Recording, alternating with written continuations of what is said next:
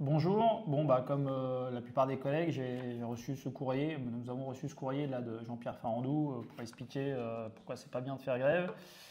Et voilà, nous on va faire une vidéo pour expliquer pourquoi c'est pas bien de faire ce type de courrier. Voilà. Alors jusqu'à présent, on avait un peu l'habitude de ce qu'on appelle du cheminot SNCF bashing, c'est-à-dire l'opinion publique qui était prise à partie contre nous avec toute une série d'informations.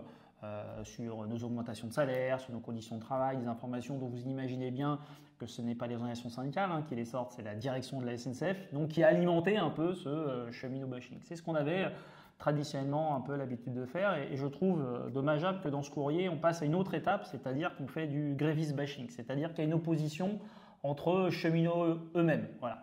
Des cheminots déraisonnables qui partiraient en grève, jamais contents, toujours à vouloir revendiquer, par rapport à des cheminots qui le seraient plus et qui regarderaient un peu de travers. Et pour discuter un peu à droite à gauche, y compris regarder les réseaux sociaux, on a vu qu'un certain nombre de collègues ont pu stigmatiser ou stigmatisent ce conflit des agents commerciaux, des agents du matériel et des conducteurs et des contrôleurs. Voilà.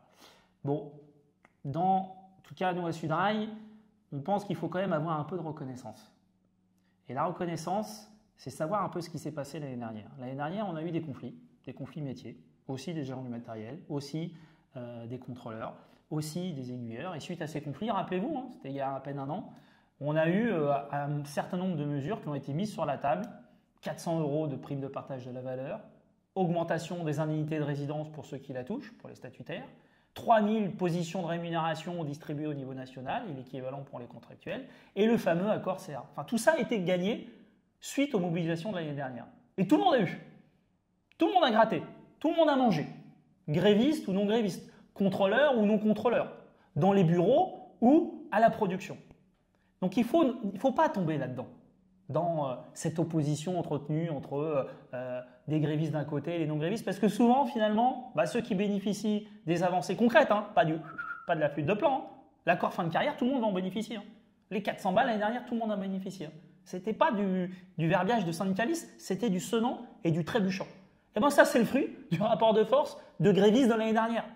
Donc heureusement qu'on n'a pas écouté l'année dernière, parce que si on avait écouté l'accord fin de carrière sous le nez, et toutes les mesures que je vous ai citées, sous le nez. Il ne faut pas rentrer dans cette opposition et cette division entre cheminots. Et ce n'est pas bien ce que fait Jean-Pierre Farandou là-dessus. Ce n'est pas bien. Après, on nous sort l'argument nouveau, a priori, même si l'année dernière on nous le disait un petit peu, de la concurrence. Voilà. Avant, en gros, c'était le monopole, on pouvait faire la grève. Maintenant, c'est la concurrence, donc il faut être raisonnable pour arrêter de faire grève. Le problème de la concurrence, c'est que ce n'est pas maintenant dans 6 mois et c'est fini. Voilà. Les appels d'offres, c'est entre 2024 et 2032. Voilà. Trenitalia, les boîtes privées, elles arrivent. Certaines sont arrivées il y a 4 ans, d'autres arriveront cette année. Donc ça veut dire quoi? Ça veut dire que la parenthèse où il ne faut pas faire de conflit, ça va faire 10, 15 ou 20 ans. Enfin, tout ça n'est pas sérieux. Ce n'est pas parce qu'il y a des concurrents qui, je rappelle, par exemple, sur les trains, ce qu'on appelle les TGV, le service librement organisé représente 1% des voyageurs. Aujourd'hui, c'est peanuts, la concurrence. Sous prétexte de sa concurrence, si on s'interdit de se mobiliser, vu que la concurrence est notre avenir de demain, ça veut dire, voilà, tout simplement, on plie le banc, on ne fait plus de conflits, on ne fait plus de grève, parce qu'à chaque fois qu'on va faire rien, on dit attention, vous n'êtes pas raisonnable, vous allez faire peur soit aux autorités organisatrices, soit aux voyageurs, ils vont se barrer ailleurs, et donc du coup, il n'y aura plus aucun conflit. Et par ailleurs, je tiens quand même à le dire, que c'est un peu l'hôpital qui se moque de la charité. Pourquoi? Parce que nous, les concurrents, on a été un premier Trenitalia, Sudrail, on était devant. Voilà. On s'y opposait, même physiquement, à l'arrivée des concurrents, parce qu'on savait ce que ça voulait dire en termes de dumping social qu'il y avait derrière. Voilà. Par contre, ce que fait la direction de la SNCF, avec l'aval de notre PDG, c'est que nos concurrents, par exemple Trenitalia, 30 millions d'euros de ristournes sur les péages. Transdev, eux, ils n'ont pas les trains pour faire les Nice-Marseille. 11 rames qui sont prêtées. On va dire oui, mais c'est les régions, c'est pas nous. C'est les régions, mais avec l'autorisation de la SNCF. Voilà, c'est bien la direction du matériel qui dit oui, je peux prêter, oui, je peux pas prêter, y compris sur des régions où on est en manque de matériel. Donc aujourd'hui, la concurrence, on les aide et je ne vous parle même pas du fret. Parce que le fret, la concurrence, c'est 2003. Voilà.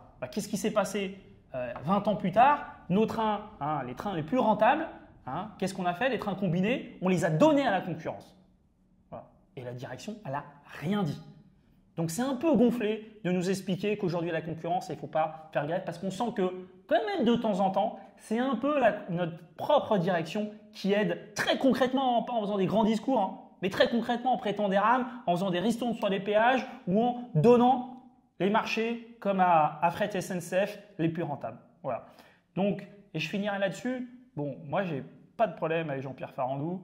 J'ai même pu dire des choses agréables et j'estime que c'est un professionnel. Mais Jean-Pierre Farandou, malgré toutes ses qualités, dans quelques mois, il ne sera plus là. Bah, nous, les cheminots, on sera encore là. Nous, les cheminots, on sera encore là avec nos problèmes de pouvoir d'achat, avec nos problèmes d'emploi, avec nos problèmes d'ouverture à la concurrence, avec le dumping social, avec les filiales, avec tout ce qui est en train de se passer, c'est-à-dire l'ouverture et la privatisation de la SNCF par petits bouts. Et si on se met à se dire, dans un contexte où nous, on sera encore là, bon, bah finalement, c'est fini, pied le banc, faut surtout, voilà, on reste calme parce qu'il y a les concurrents, parce qu'il y a les voyageurs, parce qu'il y aura toujours des bonnes raisons de nous expliquer de ne pas faire grève, soit c'est les ponts, soit c'est les départs, soit c'est machin. Voilà, toujours, on va nous expliquer en permanence. Bah, nous, on sera encore là. On aura de fait encore des revendications sociales et syndicales. Enfin, c'est notre boulot, hein, tant organisation syndicale. Si les organisations syndicales ne posent pas la question de la répartition des richesses dans les entreprises qui font des bénéfices, mais dans quelle entreprise elles vont le poser? Voilà. Donc, on tenait quand même à répondre à ce courrier qui peut poser un certain nombre de doutes, de questions, voire de doutes aux collègues grévistes ou non grévistes à partir de la semaine prochaine.